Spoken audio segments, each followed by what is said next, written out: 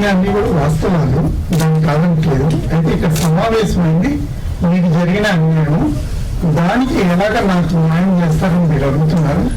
అందుకోసం ఇక్కడ అంతా సమావేశం జరిగింది. ఈ ఫిలిం అసోసియేషన్ ఈ వేదిక మీద తీసుకొచ్చింది. మీరు అడిగే ప్రశ్న సమాధానం చెప్పండి. మీకు జడ్జిమెంట్ ఎప్పుడు వచ్చింది? ఆ జడ్జిమెంట్ కాపీ ఎక్కడ ఉంది? సార్ ఆల్రెడీ గ్రూప్ లో నేను షేర్ చేశాను సార్. నవంబర్ 3 ఆల్రెడీ మన వాళ్ళ దగ్గర గ్రూప్ లో ఉంటుంది. జడ్జిమెంట్ ఇచ్చాను. నవంబర్ 3 వచ్చింది సార్ జడ్జిమెంట్ కాపీ. నవంబర్ 3 వచ్చింది. జడ్జిమెంట్ లో యాక్చువల్ గా ఏముంది? జడ్జి గారు ఏమని తీర్పిచ్చారు?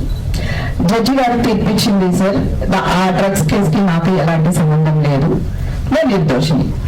డ్రగ్స్ కేసు కి మీకు సంబంధం లేదంటున్నారు. మీరు డ్రగ్స్ తీసుకున్నారా లేదా? తీసుకుంటే శిక్ష వేసేవాళ్ళు సార్, తీసుకోలేదు కనుక నిర్దోషిగా వదిలేశారు సార్.